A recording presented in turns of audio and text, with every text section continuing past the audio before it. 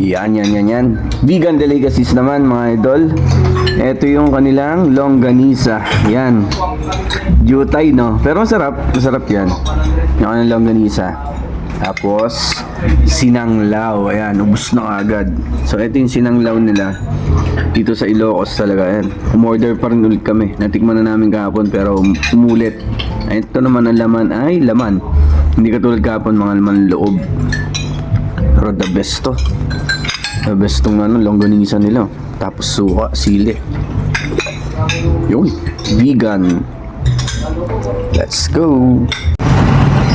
Lahat tayo dito sa vegan. Hanap tayong bilihan ng longganisa. Ayan. Sarap pa yung longganisa pala eh. So ayan, bili tayo. Let's go. Yun no. Wow, bagnet. Magkano po isang ganito? Magkano po isang ganito? 500. Bigot to. Ilang kilo to? Parang for reheat. Pwede na kayo sa. Pwede na rin. Ayan, nag-ulam dapat tayo. Turones, chicharon, sarap. Magkano yung ganisa?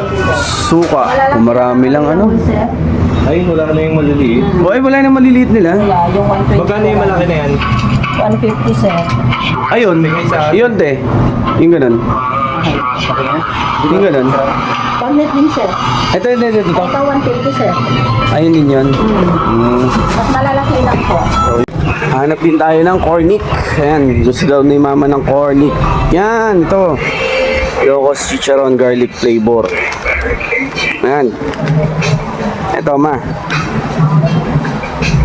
Yun. Daming tinda. Ibuchiron din.